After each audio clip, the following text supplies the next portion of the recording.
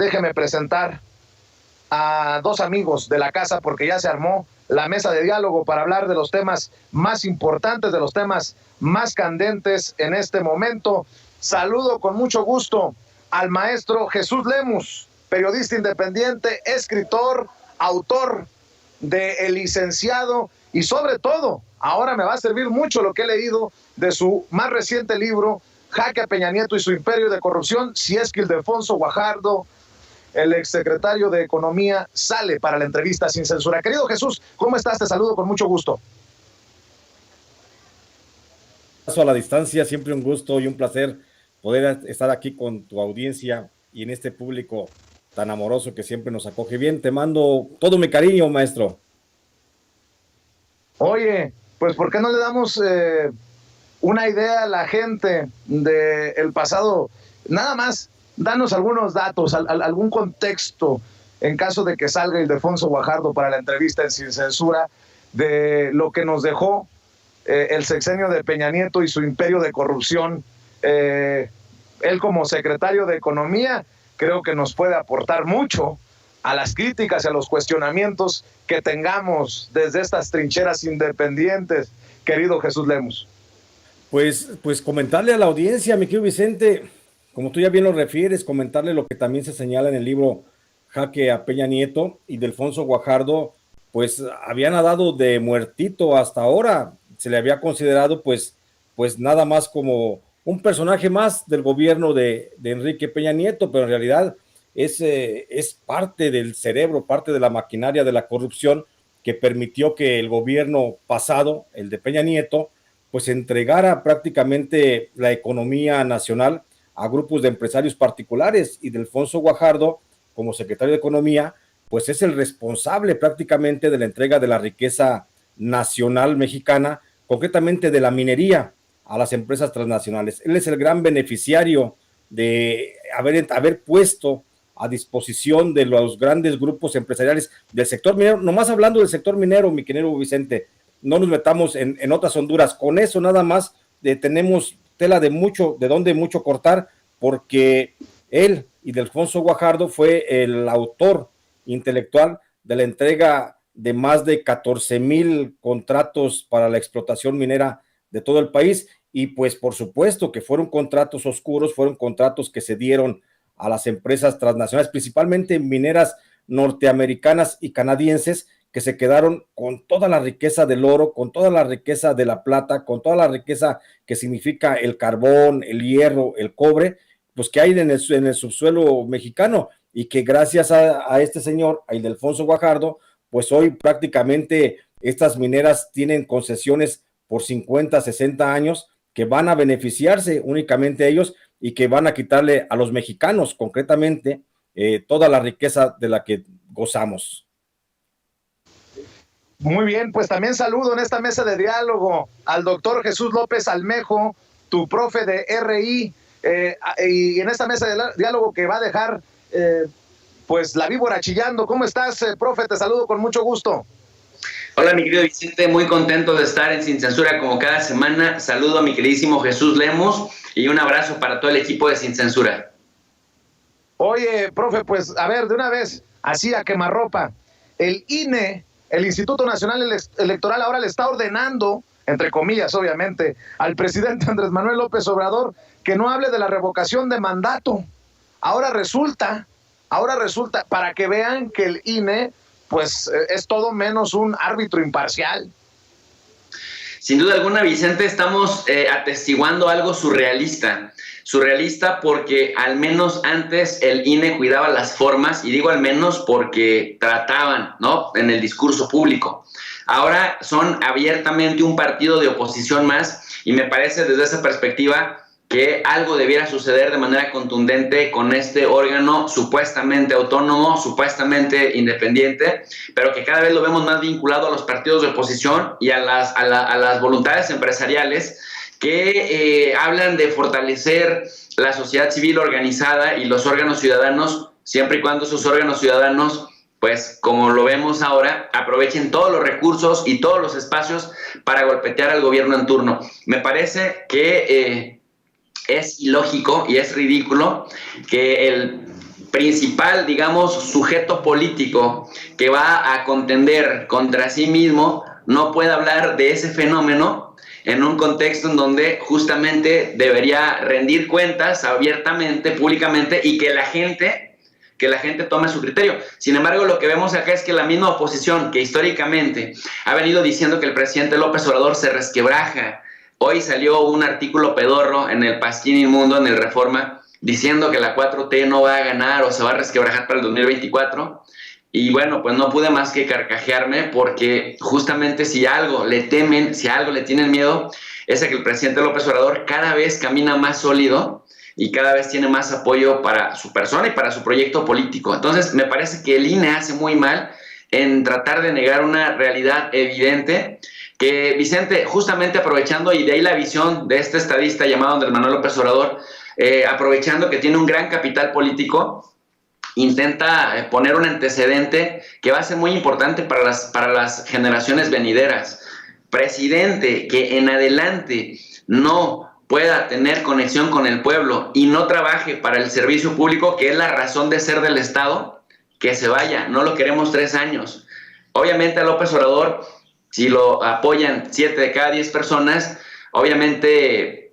aunque no se llama ratificación del mandato, no le van a revocar el mandato, es decir, los mexicanos lo vamos a salir a respaldar, pero el antecedente para los presidentes que vengan en adelante es una vara muy, muy alta, que va a permitir justamente que panistas o priistas, si todavía existen dentro de 12 años, dentro de 18 años, no puedan hacer de las suyas tan fácilmente, a menos que se enfrenten a esta revocación del mandato que ya quedó de manera constitucional y que va a sentar un precedente muy importante López Obrador, Vicente.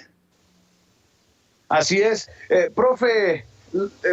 Lemus, déjame preguntarte sobre en este sentido, porque en el INE dicen que Andrés Manuel López Obrador no debe de hablar de revocación de mandato y lo acusan de infringir la imparcialidad y la neutralidad.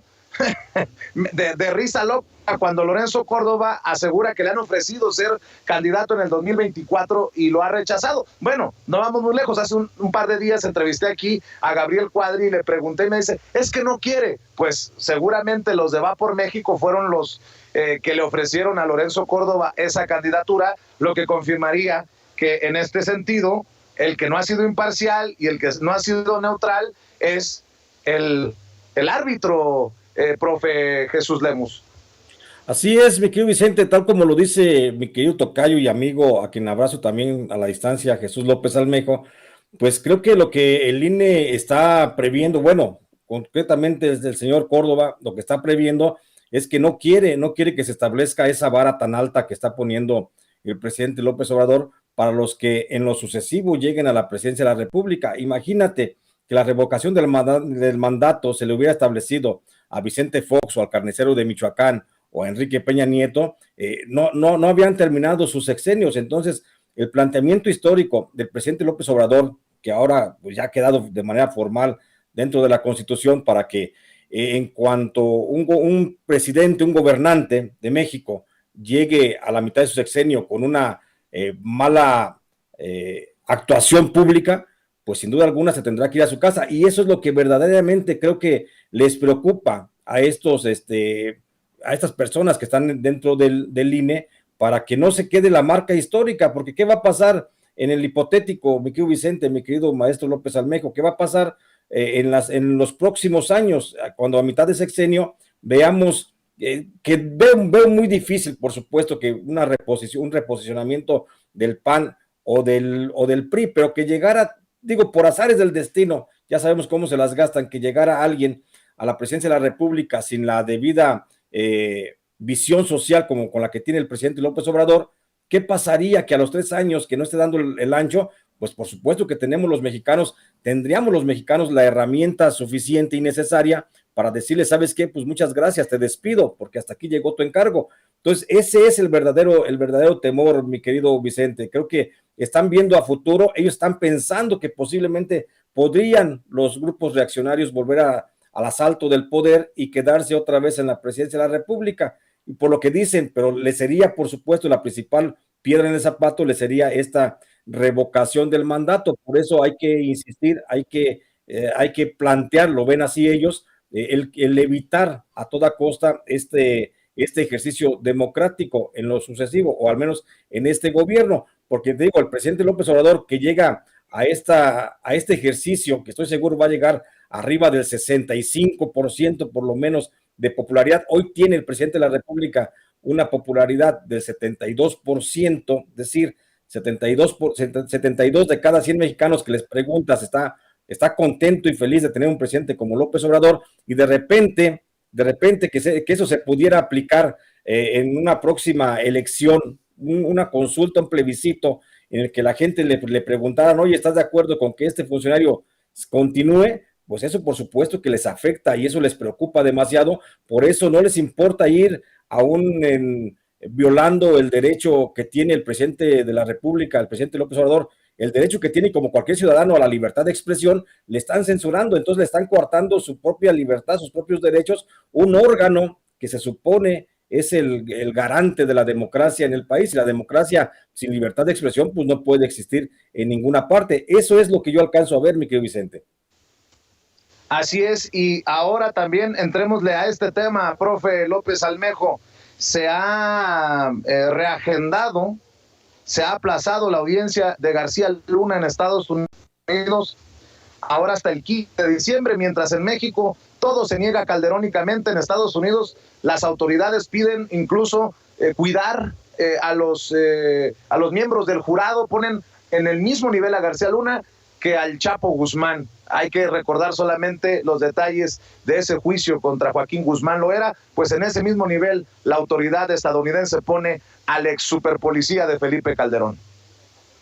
Y mira, querido Vicente, aquí es bien importante señalar que todos estos medios tradicionales, estos de la prensa que se autodefinen como grandes analistas objetivos, que en realidad lo único que hemos visto que son maquinarias de propaganda de la derecha y de la ultraderecha en América Latina y en el mundo, vemos que guardan un pasmoso silencio con respecto a García Luna. Vemos que no cuestionan, que no reviran, es decir, aquí aplica completamente lo de no ven la paja que tienen en el ojo ajeno, pero no ven la viga que tienen en el propio. Y como ellos fueron acomodaticios a Felipe Calderón, a Enrique Peña Nieto, por supuesto que tienen que minimizar cualquier impacto, porque como vemos, cualquier impacto mediático, porque como vemos, García Luna no solo se limitaba a lo meramente político, sino además hacía política y hacía negocios económicos con medios de comunicación. Digo, el experto en esto es mi queridísimo Jesús Lemos, mi tocayo, pero si escarbáramos un poquito más en la relación de negocios entre Carlos Loret de Mola y García Luna, pues imagínate que se destapa una caja de Pandora, porque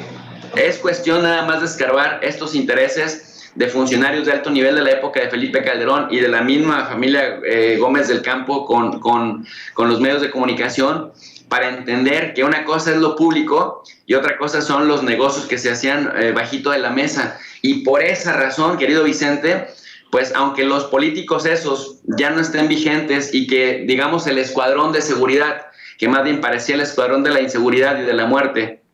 como Reyes Arzate, como Cárdenas Palomino, como Ramón Pequeño y como el mismísimo García Luna,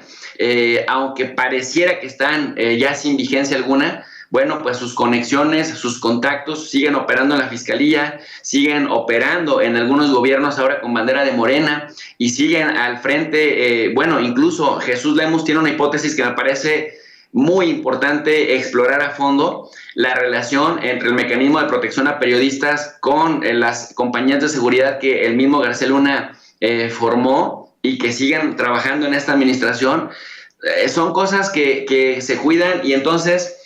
el tratar de disminuir el escándalo en lo relacionado con García Luna es también cuidarse las espaldas, gente que en la política y en los medios de comunicación sigue vigente, porque cuando venga este megaproceso o este maxiproceso de García Luna, me parece que vamos a escuchar muchos nombres que ya habíamos escuchado rumores, pero que se van a confirmar. Y bueno, si del juicio de Chapo Guzmán se escucharon los nombres de Peña Nieto, de Felipe Calderón, de García Luna, pues imagínate lo que se nos viene. De ahí me parece que la máxima seguridad en cuanto al sigilo con el que se está cuidando este proceso, Vicente. Profe Lemus, ¿tú qué piensas de este aplazamiento y de lo que piden las autoridades? Pues fíjate, mi querido Vicente, que el tema del aplazamiento, pues no indica otra cosa más que el nerviosismo y la cautela con la que la defensa de Genaro García Luna está intentando llevar a cabo este proceso, porque ellos siguen apostando, mi querido Vicente, siguen apostando a una negociación con el gobierno de Estados Unidos para que Genaro García Luna no llegue. Es decir, Genaro García Luna podría aportar muchos datos con relación a cómo está toda la maraña, cómo estuvo la maraña de corrupción en el gobierno de Felipe Calderón, cómo se continuó en el gobierno de Enrique Peña Nieto por parte de algunos funcionarios y cómo se continúa todavía por parte de algunos funcionarios que le fueron leales, que siguen, como dice bien mi querido maestro López Almejo, que siguen todavía dentro del gobierno, ahora cobijados por una supuesta ideología de la Cuarta Transformación. Pero el caso es que Genaro García Luna sigue aplazando lo más que pueda esto porque sigue en la negociación en espera de convertirse en testigo protegido. El gobierno de Estados Unidos, por supuesto que está revisando con pies de plomo las posibilidades de asumir o de acoger a García Luna como un testigo protegido, porque como dice López Almejo, hay muchos nombres que habrán de salir en las declaraciones del juicio que será pues hasta octubre del año entrante, pero por lo pronto ellos están pensando en esa posibilidad de negociación, y también el gobierno de Estados Unidos, bueno, la Fiscalía de Estados Unidos está también pensando de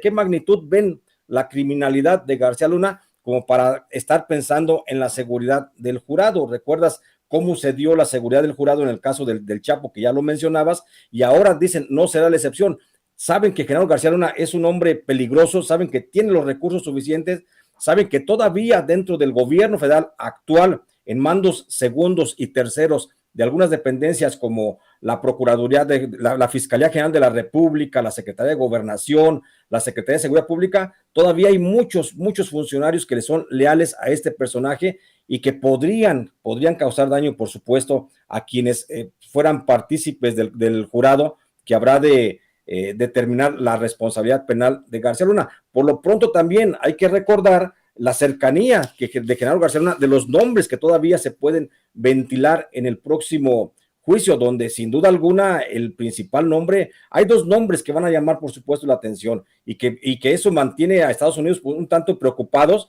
para ver qué destino le va a dar a García Luna si lo asume y lo acepta como testigo protegido, porque Genaro García Luna puede aportar muchos datos con relación a la responsabilidad del general Salvador Cienfuegos con relación al crimen organizado, incluso al propio expresidente Felipe Calderón. No va a salir bien librado, por supuesto, de este proceso. Por eso es la situación de que todavía se sigue viendo cómo se le va a tratar a Genaro García Luna. Por eso se siguen posponiendo audiencias, se van a continuar posponiendo las audiencias, por supuesto, bajo cualquier pretexto, pero Genaro García Luna pues está jugando también sus cartas. Por supuesto que no se quiere pasar los días, que le queden muchos o pocos, no lo sé, no se quiere pasar los días de su vida en la cárcel, y para esto lo sigue pensando. Y bueno, tocante a lo que señala mi querido maestro López Almejo, también hay que recordar que todavía México, muchas dependencias están impregnadas todavía de la presencia de Genaro García Luna. Tal es el caso, por ejemplo, del mecanismo de protección, donde la empresa RCU es una empresa que está muy ligada a Genaro García Luna, estaba ligada a la hermana de Genaro, y era la encargada de vigilar o de cuidar a los periodistas que están en riesgo, y que no está de más recordar que por la inacción del mecanismo de protección,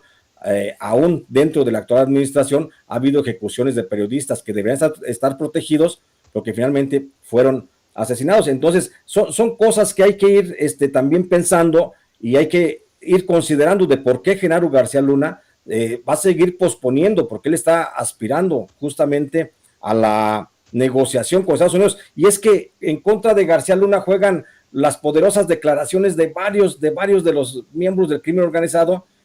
pues que ven en el juicio de él justamente la posibilidad de ver reducidas sus sentencias o de ver beneficios de la justicia norteamericana, actuando como testigos protegidos, acusando a García Luna, señalándolo de lo que hizo realmente en la administración del presidente Felipe Calderón. Y entre ellos, bueno, hay que recordar que puede ser un testigo protegido muy importante el fiscal de Nayarit, Edgar Beitia, quien tuvo mucha conexión y mucha relación con Genaro García Luna. También pues, está de más señalar el caso, por supuesto, de Sergio Enrique Villarreal Barragán. El grande seguramente también lo va a hundir, porque el grande tiene una deuda pendiente con Genaro García Luna, porque Genaro García Luna fue el que lo traicionó y lo hundió justamente allá en la cárcel federal de Puente Grande. Entonces, habrá que ver también los testigos protegidos con los que va a jugar la Fiscalía General la Fiscalía General de Estados Unidos, y habría que ver también el papel de aceptación o negación de los cargos que va a asumir el propio García Luna. Pero por lo pronto, el posponer este proceso, el ir posponiendo una audiencia tras otra audiencia, es con la intención de llegar y de agotar el año que está corriendo para el juicio, de agotarlo y llegar todavía al inicio del juicio con la posibilidad de decir, me siento a negociar, puedo poner todavía un pez más grande, y para mí, ese pez más grande puede ser el general Salvador Cienfuegos, incluso pueden mencionar, puede quedar en evidencia el propio Felipe Calderón. Querido Jesús Lemus, ¿por qué no cerramos invitando a la gente para que te apoye en tus redes sociales y en tus espacios independientes? Vicente, pedirle a la audiencia siempre amable de Sin Censura y agradecerte a ti la posibilidad de participar en este espacio, pedirles que si me pueden apoyar, me sigan en Facebook y en Twitter. En Facebook estoy como Jesús Lemus Barajas y en Twitter estoy como @Lemus Barajas. También si me quieren apoyar, pues también tengo mi canal en donde hago también algunas pláticas todos los días de 9 a 10 de la mañana, y mi canal se llama J. Jesús Lemus, y ahí los espero. Si se pueden suscribir, para mí sería de gran ayuda. Y agradecerte, mi querido Vicente, y mandarte un fuerte abrazo. Gracias, mi querido Jesús Lemus, como siempre, ya sabes que eres admirado y respetado, y no te pierdas, Jesús Lemus, porque nos dejas con el Jesús en la boca, literalmente. Maestro, doctor, Jesús López Almejo, ¿cómo te despides tú? Hay que invitar a la gente para que siga apoyando el canal de tu profe de RI. Oye, primero agradeciéndote por esta invitación, qué privilegio compartir micrófonos con Jesús Lemus, un maestrazo en el medio periodístico, en el periodismo serio de investigación, y por otro lado, pues como siempre, platicar contigo y frente a la audiencia de Sin Censura, que es una audiencia inteligente, una audiencia sanamente politizada, crítica, pues siempre es un privilegio, Vicente. Yo les invito a que me sigan en el canal de Tu Profe de RI. Tu Profe de RI significa Relaciones Internacionales, en donde hacemos análisis de geopolítica, de organismos internacionales y en general de las relaciones internacionales y el lugar que México ocupa en el mundo. Vicente, siempre les dejamos una lectura en la descripción de cada video, una lectura en formato PDF completamente gratuita para que la gente tenga acceso a ella, y que el único límite para aprender a analizar la realidad internacional sea la falta de tiempo. Pero ahí está la plataforma para impulsar el nivel de análisis en las redes sociales. Gracias a los dos. Gracias, un abrazo para ambos, y aquí nos vemos muy pronto en Sin Censura. Jesús López Almejo, Jesús Lemus, ambos maestros de este espacio libre como el viento.